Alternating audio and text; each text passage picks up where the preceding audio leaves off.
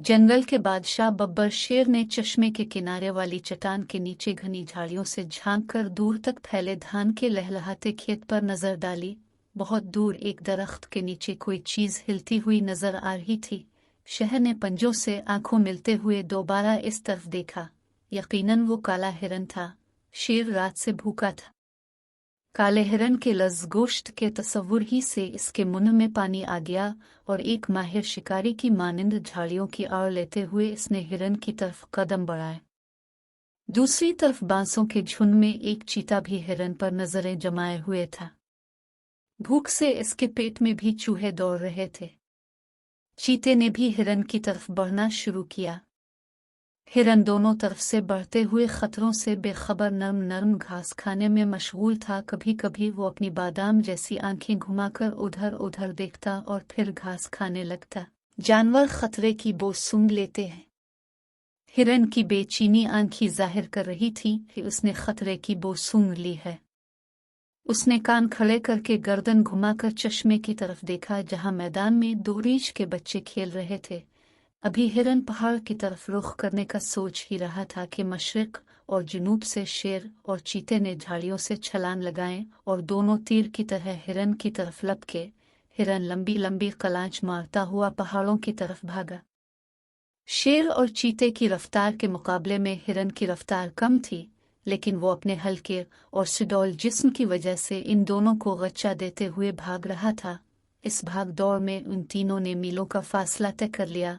आखिरकार हिरन एक चट्टान पर चढ़ गया जो इतनी ऊंची थी कि इस पर शेर और चीता नहीं चढ़ सकते थे। शेर और चीता चट्टान के नीचे जुबानें निकाले हाँफ रहे थे और हिरन को ललचाई नजरों से देख रहे थे। जब सांसें दुरुस्त हुई तो शेर ने कहा, ये मेरा शिकार है, पहले मैंने ताका था। चीते ने गुस्से से जवाब दिया, अब जंगल के बादशाह जरूर हैं, लेकिन यह जंगल है, इंसानों की दुनिया नहीं कि बादशाह जो चाहे करे। जानवर अपने हुकूक की हिफाजत करना खूब जानते हैं। ये मेरा शिकार है। शेर देवड़ा, इंसान हो या जानवर, जिसकी लाठी उसकी भैंस का कानून हर जगह चलता है, मैं तुमसे ज्यादा ताकतवर हूं। शेर और चीते की तकरार सुनकर हिरन ने इत्मीनान का सांस लिया और कहा, मेरे मोहतरम बादशाह हो, ये मेरी खुश नसीबी होगी कि मैं अब जैसे शाही खानदार के अफराद की ग़िज़ा बनूं, लेकिन पहले इब दोनों तय कर लें कि आप में से कौन मेरा लजीज गोश्त नोश फरमाएगा। शेर और चीता दोबारा तकरार करने लगे। इसी दौरान उधर से एक गधे का गुजर हुआ तो हिरन ने झट से मशवरा दिया, मेरे ख्याल से अब दोनों इस सिलसिले में गधे साहिब से मशवरा ले लें, क्योंकि मशवरा देने के लिए अक्लमंद होना ज़रूरी नहीं। शेर ने कहा, चुल्लू मुझे मंजूर है, वक्त पड़ने पर गधे को भी बाप बनाना पड़ता है। चीते ने गधे को हुक्म दिया, गधे के बच्चे उधर है। गधा पहले तो डरा के कहीं ये दोनों उसे ही हड़प न कर लें, फिर डरते डरते दांत निकालता हुआ उनके करीब आया और जब उसने पूरा किस्सा सुना तो खुशी से मशवरा दिया, हाँ तो शेर साहिब आपका दावा है कि अपने हिरन पर पहले नजरें बद डाली, जबकि चीते साहिब का दावा है कि हिरन को देखकर पहले उनकी राल टपकी। क्योंकि यहाँ कोई गवाह नहीं है, इसलिए मेरा मशवरा है कि आप दोनों अपनी अपनी जगह तशरीफ ले जाएं और जब मैं रेंकना शुरू करूं तो आप दोनों दौड़ना शुरू कर दें। जो भी पहले यहाँ पहुंच जाएगा वही हिरन मियाँ को नोश फरमाने का हकदार होगा।